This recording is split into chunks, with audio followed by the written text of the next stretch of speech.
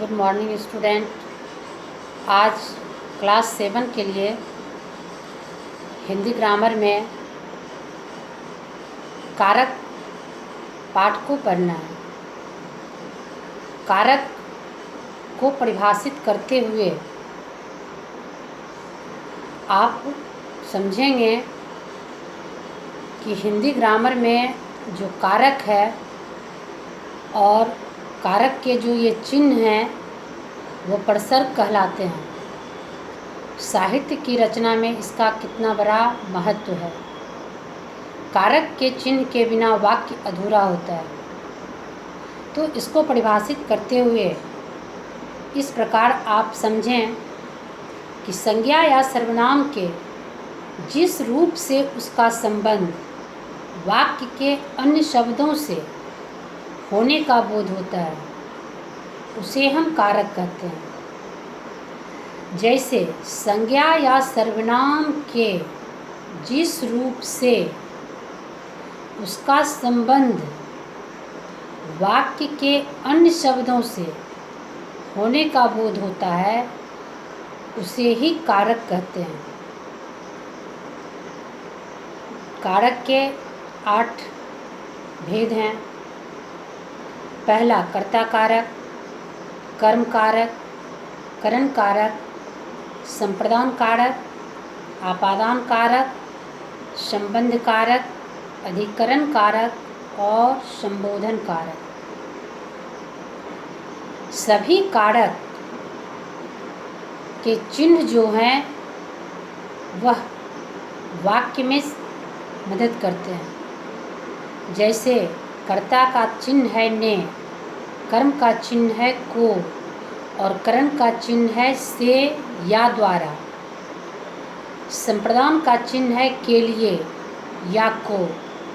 आपादान का चिन्ह है से यानी अलग होना और संबंध का चिन्ह है का के की। अधिकरण का चिन्ह है में और पर। संबोधन का चिन्ह है हे, अरे और ओ। अब आप इसको वाक्य के तौर पर समझें कि जब हम वाक्य का प्रयोग करते हैं तो ने का प्रयोग किस रूप में आया है और उसमें हम उसे क्या समझते हैं। मोहन ने पत्र लिखा। मोहन संज्ञा है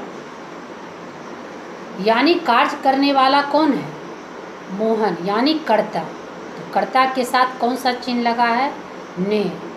पत्र लिखने का काम कौन किया, मोहन ने, यानी इस वाक्य में कर्ता मोहन है। दूसरा है कर्म कारक। जैसे राम ने रावण को मारा। कर्म का पहचान है को।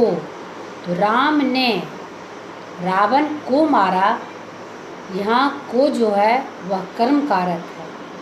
करण कारक का पहचान है से यानी जिसके द्वारा हम कोई कार्य करते हैं।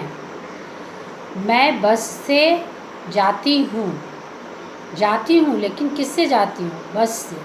तो यहाँ से का प्रयोग जो है वह करण कारक का चिन्ह है। आपादान, जैसा कि हम बताए कि आपादान का पहचान होता है से, लेकिन उसमें यह बात स्पष्ट हो जाती है कि वहाँ से कोई जुदाई का बोध होता है, अलग होने का बोध होता है। जैसे गंगा हिमालय से निकलती है यानी गंगा हिमालय से अलग हो रही है। तो से का अर्थ है यहाँ अलग होना। संबंध का चिन्ह है काके की। यह राम की कलम है।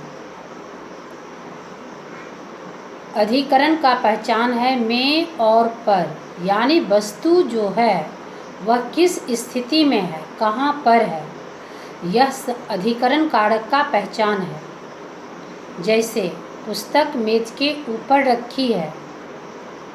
तो इससे पता चल गया कि पुस्तक कहाँ रखी है यानी मेज पर रखी हुई है। यह अधिकरण कारक है यानी प्रीपोजिशन वर्ड है यह। संबोधन हे और अरे, किसी को हम संबोधन कर रहे हैं, पुकार रहे हैं, बुला रहे हैं। अरे यह कैसे हो गया, तो यह पहचान जो है संबोधन कारक का है। अब आप समझ गए होंगे कि किसी भी वाक्य में प्रसर्ग चिन्ह के बिना वाक्य अधूरा सा लगता है। कर्ता कारक का जो चिन्ह है ने, इसमें क्रिया जो है वह सकर्मकता का रूप लेता है। क्रिया जो है वह सकर्मक हो जाता है। इससे स्पष्ट हो जाता है, इसमें प्रश्न के गुंजाइश नहीं होते हैं, चाहे वह क्रिया वर्तमान में हो, भूत में हो या भविष्य में हो। और जिस वाक्य में प्रसर्ग के चिन्ह नहीं होते हैं वह क्रिया अकर्मक होता है। जैसे मोहन पढ़ा, तो इससे हमें पता नहीं चलता है कि मोहन क्या पढ़ा, तो यह क्रिया जो है यह अकर्मक है। और मोहन ने पत्र पढ़ा, यह क्रिया क्या है, सकर्मक है, क्योंकि इसमें कारक के चिन्ह लगे हुए हैं। ने और को, यानी किस चीज़ को पढ़ा, तो पत्र को पढ़ा। तो बिना प्रसर्ग चिन्ह के वाक्य जो हैं वह सार्थकता का रूप नहीं ले सकता है, वह सकर्मक नहीं हो सकते हैं। दूसरी पहचान है अब कर्म कारक का। जैसे कर्म का पहचान है को, माँ बच्चे को खिलाती है। अगर यह प्रसर्ग चिन्ह को न लगा रहे तो माँ खिलाती है, इससे आप पता नहीं कर पाएंगे कि माँ किसको खिलाती है। गाय को खिलाती है, बकरी को खिलाती है, या किसे खिलाती है, पक्षी को खिलाती है। तो वाक्य में जब कर्ता का प्रसर्ग चिन्ह लगता है तो वाक्य स्पष्ट होते हैं। माँ बच्चे को खिलाती है, इसमें कर्म कारक क्या हो गया, को। वाक्य के अधूरेपन को पूरा करने के लिए कारक का प्रसर्ग चिन्ह अति आवश्यक है। एक वाक्य है यहाँ कि श्री कृष्ण ने अर्जुन को कुरुक्षेत्र में गीता का उपदेश दिया। तो कार्य करने वाले यहाँ कौन हैं, कृष्ण। और क्या कार्य कर रहे हैं, तो अर्जुन को कहाँ, तो कुरुक्षेत्र के मैदान में। गीता का संबंध है का, क्या चीज़ कर रहे हैं वहाँ, तो संबंध बता रहा है कि गीता का उपदेश दे रहे हैं। तो वाक्य के हर चिन्ह को गौर करके आपको समझना होगा कि इसमें कारक के कौन सा चिन्ह लगे हुए हैं। अब स्पष्ट हो गया होगा कि आप अगर कारक का सही पहचान अपने मन में कर लेते हैं तो अगर आपसे कोई व्यक्ति वाक्य रखे तो उसमें आप पहचान अवश्य कर लेंगे कि अमुक शब्द जो है वह किस कारक से संबंधित है। वाक्य में कारक का स्थान, साहित्य में कारक का स्थान मुख्य रूप से जोड़ने का अर्थ यही होता है कि वाक्य का स्पष्ट विवरण जो है वह सही रूप से लोगों को समझ में आ जाए। अगर कारक के चिन्ह का प्रयोग हम सही से न करते हैं तो वह वाक्य अर्थ से अनर्थ भी हो सकता है। वाक्य में कारक का स्थान जो है वह सही से रखने के लिए हमें कारक के 8 भेद जो है उसको सही से रखना होगा, तभी हम वाक्य को सही से लिख सकते हैं, पढ़ सकते हैं और समझ सकते हैं। वाक्य की पुनरुक्ति जो होती है, पुनरुक्ति का मतलब जो फिर से हम उसको सही रूप से रखते हैं तो उसमें यह समझ जाते हैं कि वाक्य की रचना जो है वह किस कारक से संबंधित है।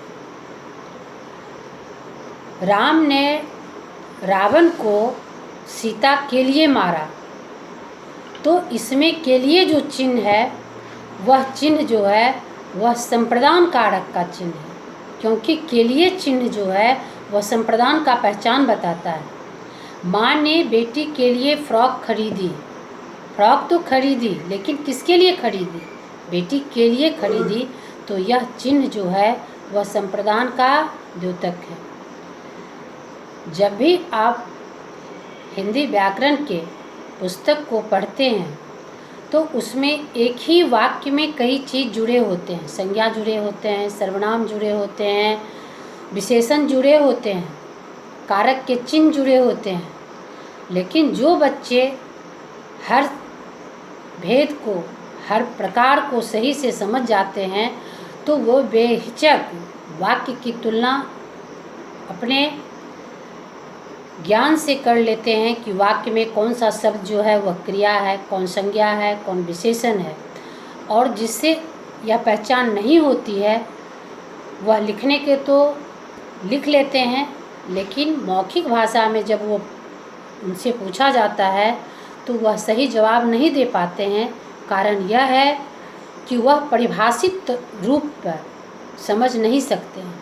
इसलिए इसे समझने के लिए आपको वाकई हर भेद को, हर चिन्ह को सही तरह से समझना होगा। धन्यवाद।